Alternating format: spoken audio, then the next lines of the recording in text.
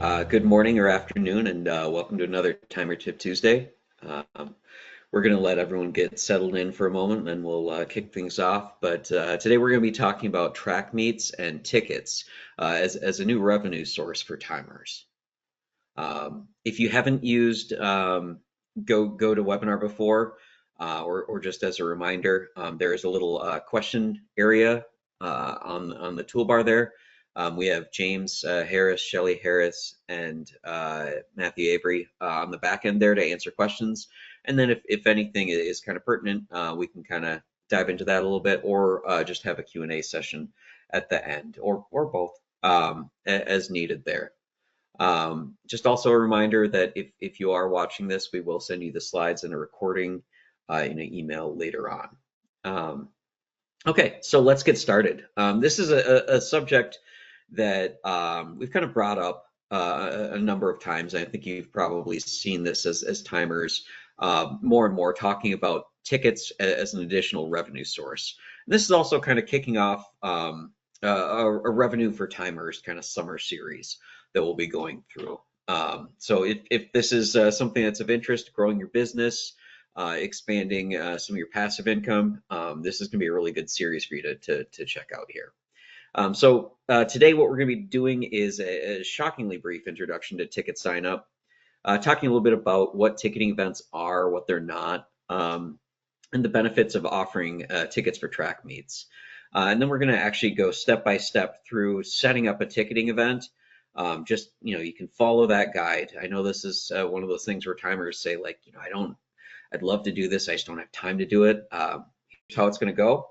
Here's how you do it. It's really fast. It's even faster if you copy a ticketing event that you've already set up. So we'll also talk through that. We'll talk through some pricing strategies and best practices there. Mention a couple case studies and then open the floor up. So a brief introduction to TicketSignup. TicketSignup is kind of the third branch of the RunSignup, GiveSignup, TicketSignup flow there, and it is the newest of these pieces.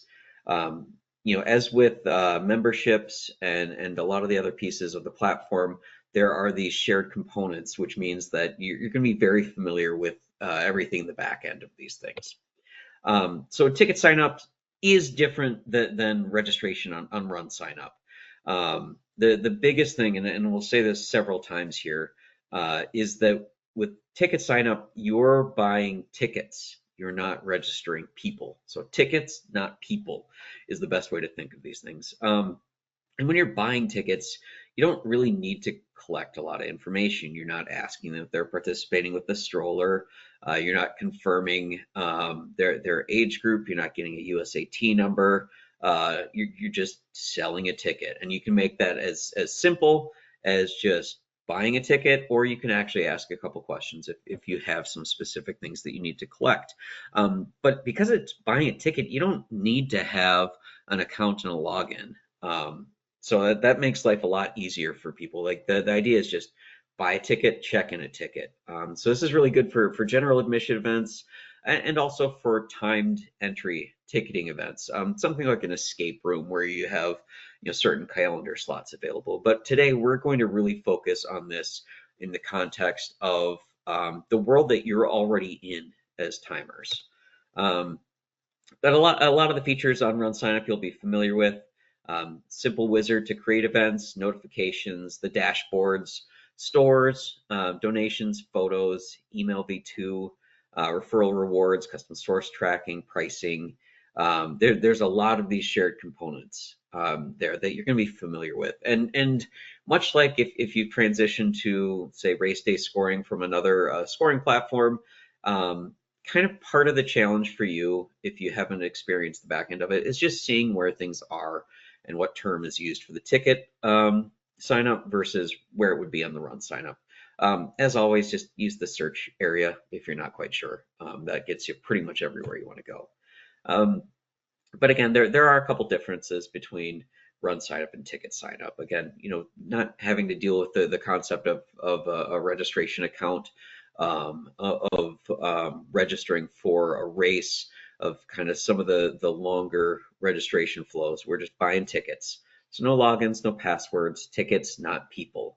Um, you can get pretty advanced and do like combo tickets. You can do ticketing grouping. You can do calendar tiles. You can do some inventory sharing. But again, for today's purposes, we're going to keep it really simple. And we're just going to set up ticketing events and talk about ticketing events like track meets and parking. Um, so what are ticketing events? Ticketing events are just simply events where people buy tickets instead of register. So parking is a great example. Buying a parking pass doesn't involve someone's age or distance. One person might buy multiple passes for multiple family members, and the person buying them might not even be at the event. But because these aren't scored elements, you can really simplify these much more. Some other examples of what a ticketing event is, general admission events like music festivals, beer tastings and galas, light shows, botanical gardens. And again, if you want to get really advanced, you can kind of get into the calendar entry and expand the possibilities with escape rooms and stuff. But one of the things that you notice here is that these pieces like music festivals and galas might have a timed race component involved in them, which is where you'd be touching that area is saying like, okay, I'm timing the 5K for this music festival, but there's an opportunity here that they could be selling tickets through TicketSignup, and that's kind of the space that there's a big opportunity for. Because if you can provide them a way to sell tickets for the event that you're already a part of and supporting, you can really extend your relationship with these organizations and also be more profitable. Maybe it's a 500-person race, which is great, but maybe it's a 2,000-person music festival, and you could be helping them, sell tickets for those 2,000 people, check those 2,000 people in with your support and expertise, and then be making money without having to, time those extra 2,000 people. There's no chips involved. You're just making money on the sale of tickets. Um, and track meets are kind of the sweet spot that we've seen with a lot of this. Um, you know, this is, as I wrote down here, tickets for timers for track meets on Timer Trip Tuesday.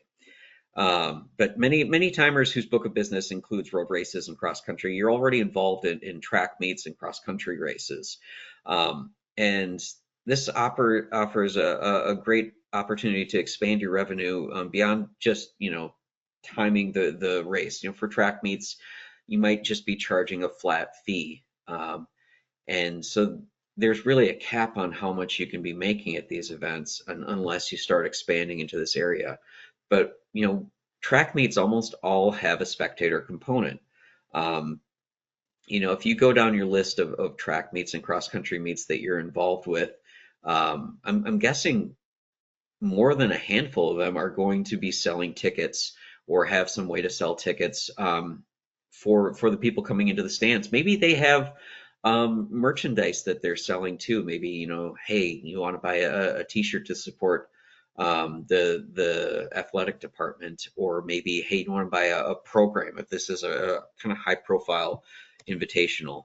Um, if you get into the space of supporting that, you can really help these schools up their game, make their life easier, and again, like with something in return for you at a place where you might have maxed out your revenue. So some of the benefits of offering tickets, it solves a really common problem. So again, like go look at your upcoming meets and see how many of them are charging for tickets. And of those, how many are doing it in a way where they're not validating their actual attendance? They're not able to actually reach out to the purchasers. They're not collecting donations, or even worse yet, they're just tossing out like a personal Venmo to collect payments. The Venmo method in particular is a really good entrance point for you if you're talking to organizers. Because if individuals are collecting money and they're over a certain threshold, they could end up with a 1099-K for the tax year, and they might not even really be aware that they're putting themselves in this situation. So, we can't offer legal advice, but the best advice is to not need legal advice. So opening yourself up to like having your personal Venmo flow through all of this registration money, probably not a good idea. Um, and doing something like helping a high school track meet offer ticketing, or helping an invitational uh, offer ticketing and a way to check those tickets in and a way to sell their programs.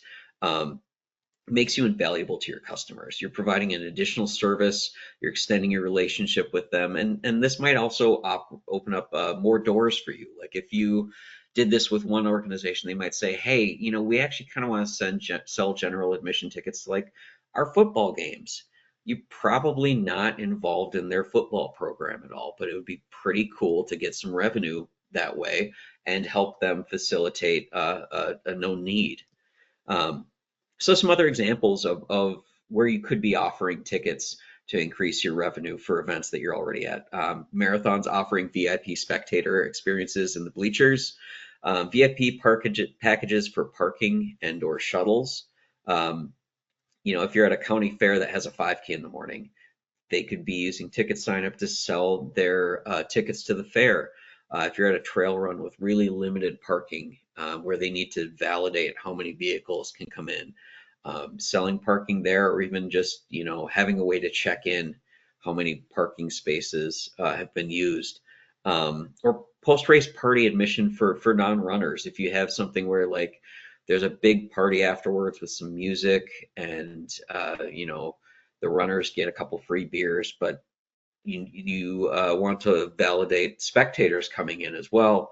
That'd be a really big opening there. And what do all these things have in common? They're revenue generators for the event, that you as the timer could be helping them with. If your event's already on RunSignup, they could be kind of pairing these things. They're going to be familiar with a lot of these pieces. They're going to have a payment account if they're collecting registration. So it's kind of an easy fit for them to keep going in this ecosystem. So how do you create a ticketing event? Pretty straightforward, but we're going to step through it here on the wizard. So to create a ticketing event, you can go to your profile and then ticket events, if you have one already, and create a new ticket event. If you haven't created a ticket event before, there's a link here, or you can Google it. Or you can create a ticket event from your partner page. We'll talk a little bit more about that later, because that has a little bit more specific workflow for the start of creating an event. But the first steps, once you click one of those, are going to be pretty much the same, and it's going to step through a wizard that you're familiar with on RunSignup. So the first page here, event name, event type, event date and time, and then an event description. You can get pretty specific and build out for this, or you can keep it just really clean, really plain. We're just going to speed run doing this, so that people can start, selling tickets. For location information, just keep in mind that you're going to want that to be something that people can use to actually find the venue. That'd be helpful. Event visibility, if you're pitching this to a race, it might not hurt to either have a demo version that you can share with them, or just build it in draft mode for them and say like, hey, check this out. And if they say that's awesome, say, great, we're going to publish it. Here you go. Do keep in mind with that event URL identifier, kind of same rules as the RunSignup version of things. Again, this is going to be pretty familiar, but just keep in mind that that's what the URL is going to be, and what the public will see at the top of their web browser. The next step is, instead of creating registration events, the ticket event uses ticket names, and that can be set up with different purchase periods. If you're setting up parking, or you're setting up a track meet, you're probably not going to have multiple purchase periods. It's probably going to be very straightforward. You might really only have just a single ticket name, general admission, $8 or whatever. You can get pretty complex with the ticket sign up stuff, but for the purposes of this, there's maybe not a lot of validation that's going on anyways with what people are doing at these, because again, already it might just be someone's Venmo and they're hoping that someone pays. But you might have a general admission, you might have a 12 and under, you might have a senior, you might have a couple different ticket names there with different pricing. Um, but you know, you can also just do a very straightforward general admission one. And then customizing your website as the next step there. Take the time to make the page look good.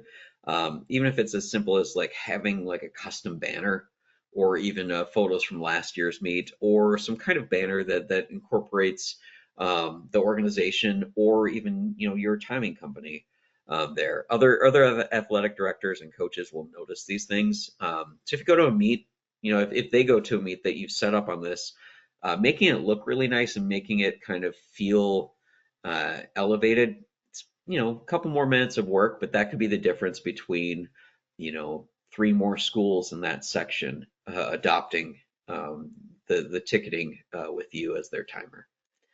Um, and then finally, setting up payment accounts. Just a reminder that setting up a payment account is kind of often the trickiest and biggest hurdle for organizations, especially high school athletic departments. So you could get creative with how you do things. Maybe you want to just collect the payment for everything, and you can credit it towards the invoice for the meet.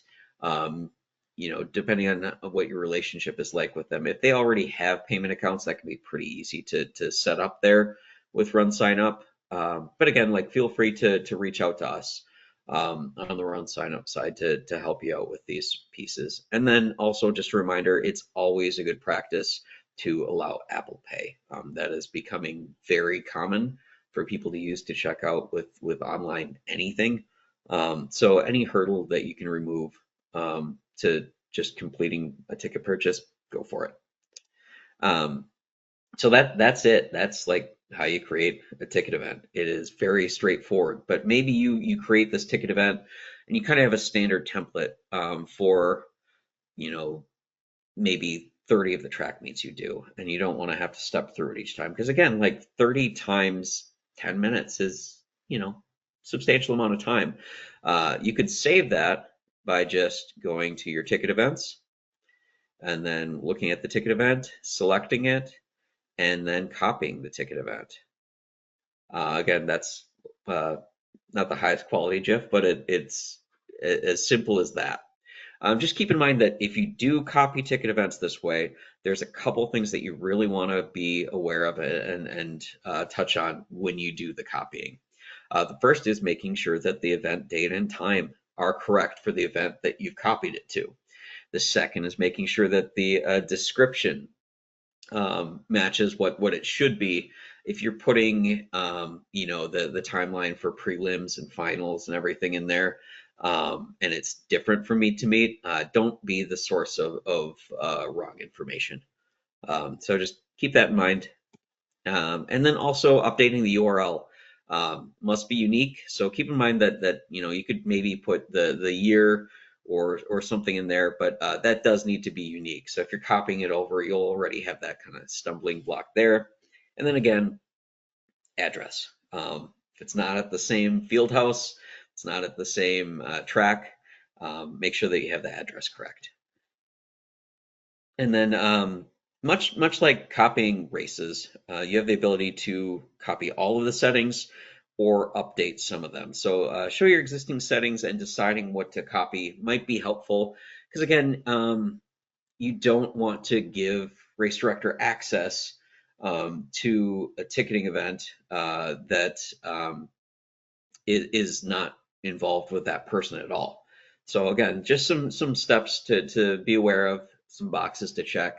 One way to avoid doing all this is to have a generic event that you copy each time. You could call it, template or something like that, so that you're not having to worry about copying the access the same way.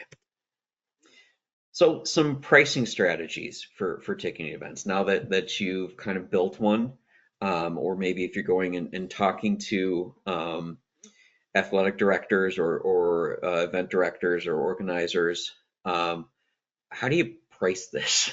Um, so the partner program applies to ticket events the same as it does to run sign up registration events. So it's got the same fee structure there, which is 6% plus $1 fee per transaction and a flat 4% donation fee. But one thing that maybe people aren't aware of is that you can customize the fees to make more money on the partner level. So keep in mind that this applies to your pricing for the entire partner account. So you may make more sense to create a secondary partner account just for ticketing events. And that has this different pricing structure. And you'll kind of see why in a slide or two. But if you are going to change your partner pricing structure, for just tickets, create a second partner account. And if this is something that you need help with, again, reach out for that.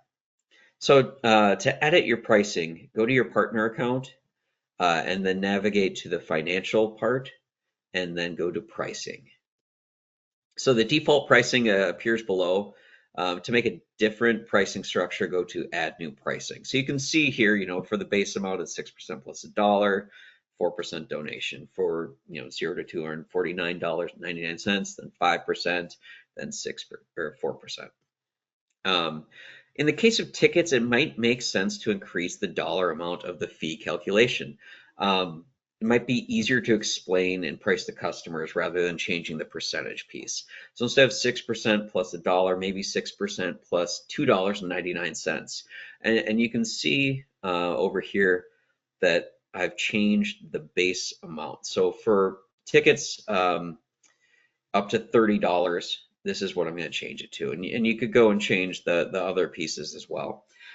Because again, like your pricing is going to be different for tickets than it would be for registration events. And this is kind of where you can see like, hey, if I said from 0 to $30, there's going to be an extra $1.99 per transaction fee.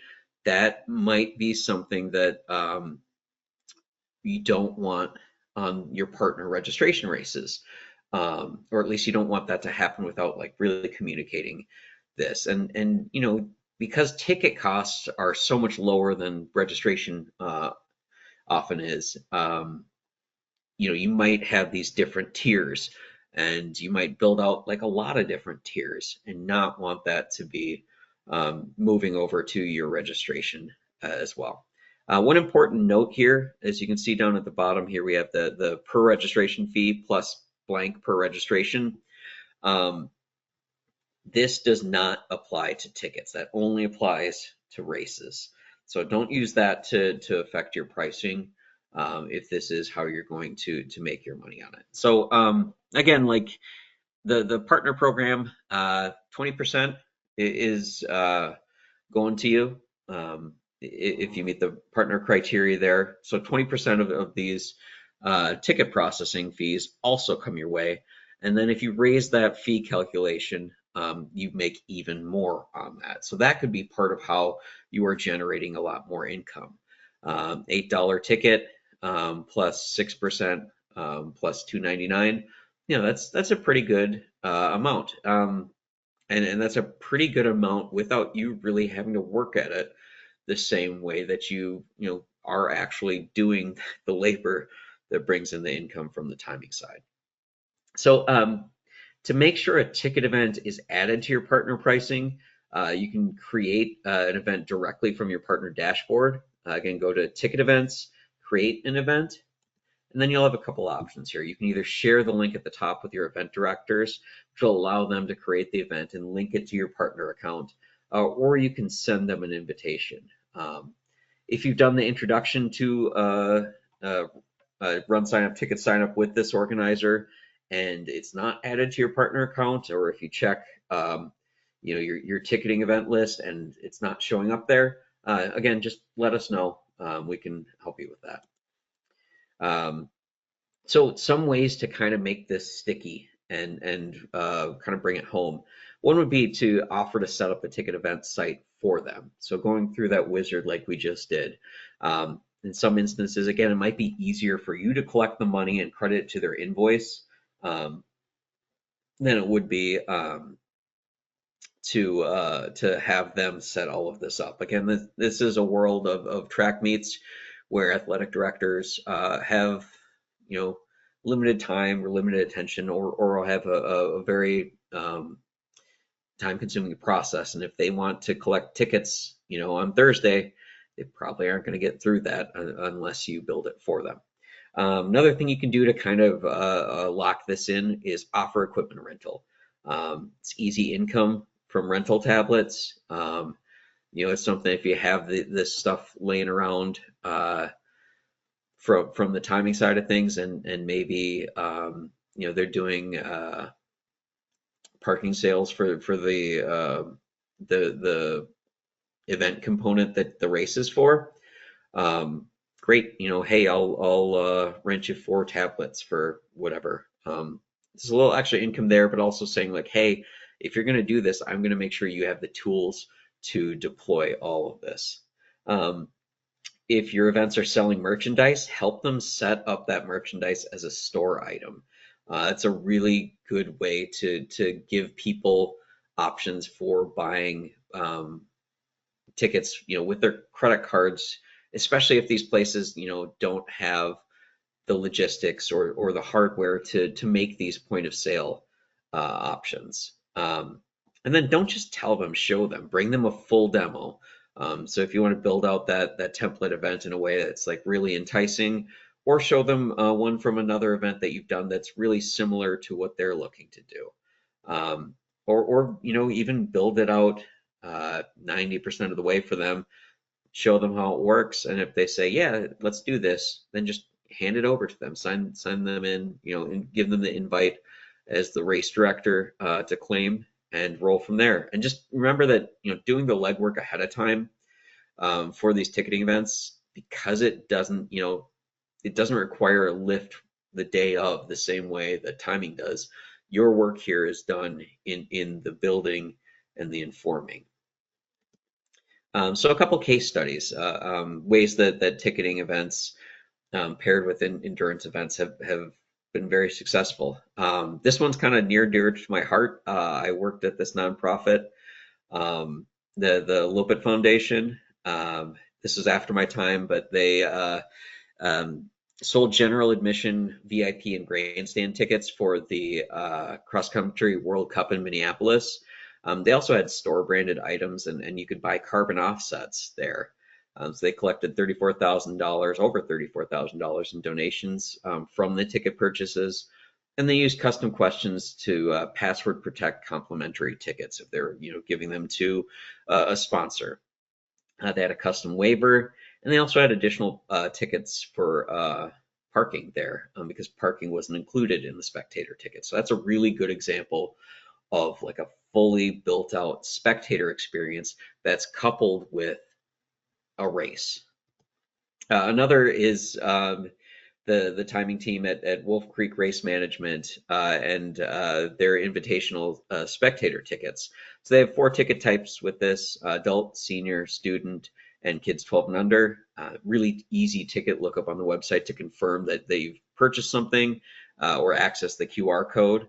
And then they also sold programs through the store. So 26% of purchasers bought a program as well. Like that's a really cool upsell, and it's all on that same platform there. And then they checked in 85% of those tickets with the ticket app for check-in. And again, this is for an invitational. You know, this is another great example of there's a need for a way to sell programs. There's a need for a way to sell tickets to this event, and this fills that need really nicely. And then Blue Ridge timing with the Dale City 9th Annual Lightning Relays. Just again, really simple, single ticket type, just general admission. They collected donations during the ticket purchase, and then they checked in 88% of those tickets with the ticket app for check-in. So those are some examples. That's how to step through this. And this is kind of the start of you know, expanding timer revenue. Are there any questions there on the back end? All right, it is pretty quiet over there. I'll give it another moment. But do keep an eye out for other upcoming time of revenue sessions, I believe the next one is on June 3rd. If there's no questions, have a good Tuesday, and I'll talk to you soon.